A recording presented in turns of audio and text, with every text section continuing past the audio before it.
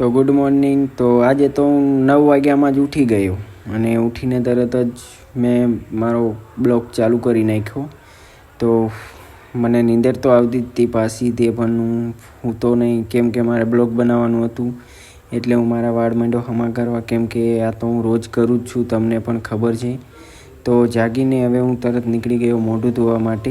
તો મોઢું ધોવા ગયો અને હવે આપણે અહીંથી મોઢું ધોઈને આવી ગયા અંદર.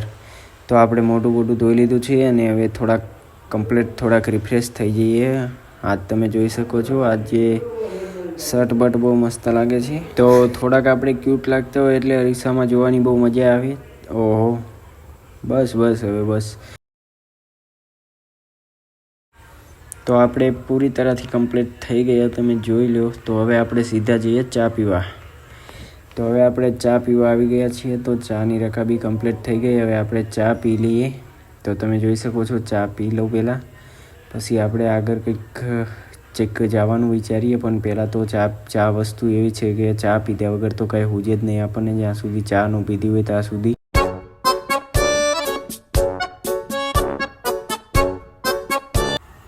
તો ચા પીને મને તો બહુ મસ્ત વિચાર આવ્યો અને સૂવાનો. તો મને એવું લાગ્યું કે પાછો સૂઈ જાઉં ઘડીક, પણ ના, મારે સૂવું નહોતું એટલે મેં થોડુંક વિચાર્યું. મેં કીધું કંઈક કરીએ બ્લોગ બનાવવા માટે. તો તરત જ સંજુભાઈનો કોલ આવી ગયો. તો મેં કોલ ઉપાડી લીધો અને તરત જ એમની પાસે જવાનું થયું. તો મેં ચાવી લઈ લીધી છે બાઇકની ચાવી લઈને હું બહાર નીકળી ગયો. બહાર નીકળીને મેં મારા ચંપલ પહેરી લીધા છે. તો ચંપલ પહેરીને હવે આપણે નીકળી જઈએ. તો હવે બાઇક ચાલુ કરી દઈએ પહેલાં.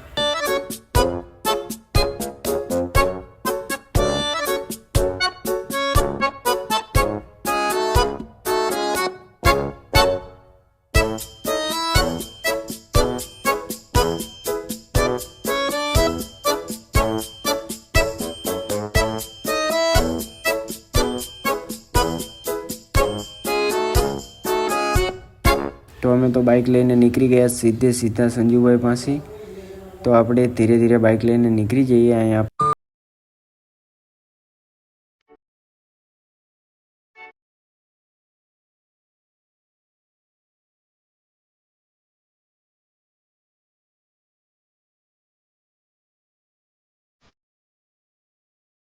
તો યાર મેં તો મ્યુઝિક લગાડી દીધું હતું, પણ આ વચ્ચે મને મનીષભાઈ ભેગા થઈ ગયા. કેમ છે મનીષભાઈ તમારે? બસ. તો આપણે હવે સીધા ખેતર પહોંચવા આવ્યા છીએ. તો અમે ખેતર પહોંચી ગયા. તો ખેતર તો પાણી ચાલુ છે. તો અહીંયા તો સંજુભાઈ પાણી પાય છે. જે સંજુભાઈ બહુ દૂર છે, અહીંયા એક મંદિર પણ છે. તો આપણે હવે સીધા જઈએ. પહેલાં તમને હું દેખાડી દઉં પાણી ક્યાંથી આવે છે. તમે જોઈ શકો છો, અહીંયા બોર છે એટલે એક લાઈન નાખેલી આવે, એમાંથી પાણી આવે છે, જોઈ લો. તો હવે આપણે સીધા જઈએ પહેલાં સંજુભાઈ પાસે. એક મંદિર અહીંયા પણ છે.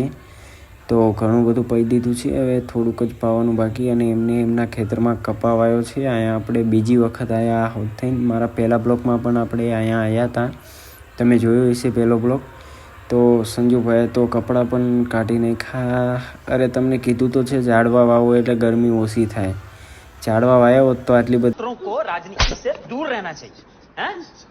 पढ़ाई लिखाई में ध्यान लगाओ, आईएएस बनो और देश को संभालो. તો હવે આપણે સીધા આવી ગયા નાસ્તો કરવા માટે. તો અનિલભાઈએ પણ શર્ટ નથી પહેર્યો. યાર હું કહું છું કે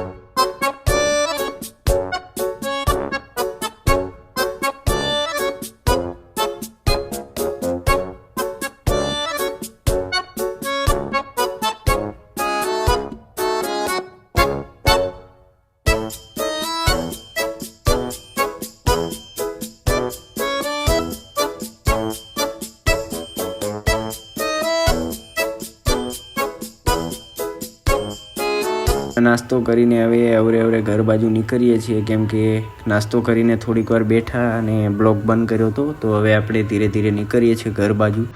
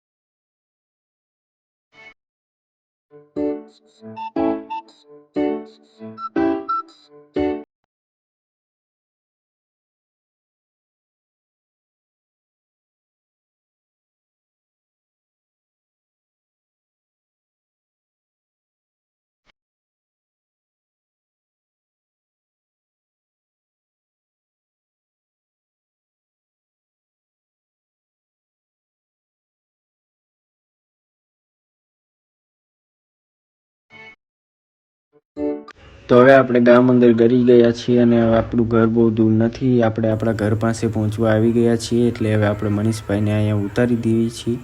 મનીષભાઈને અહીંયા ઉતારીને આપણે નીકળી ગયા છીએ આપણા ઘર તરફ. તો સીધા પહોંચી ગયા આપણા ઘરે. તો આપણા ઘરે પહોંચીને આપણે નહીં લીધું છે, નહીં ધોઈને કમ્પ્લીટ થઈ ગયા. તો હવે હું બસ તમને બતાવી દઉં. પહેલાં આપણે નહીં ધોઈને કમ્પ્લીટ થઈ ગયા છીએ અને અંદર આપણે એક રીસો છે, આપણને તમને ખબર છે, ત્યાં જઈને આપણે બાલ સેટ કરી નાખીએ આપણા થોડાક.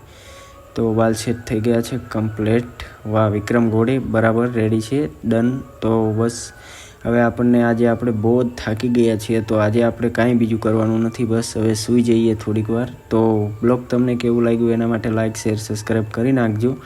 અને આવા નવા બ્લોગ તમને મળતા રહેશે અને તમારે આમાં તમારી ઇન્સ્ટા આઈડીને કોમેન્ટ કરવાની છે.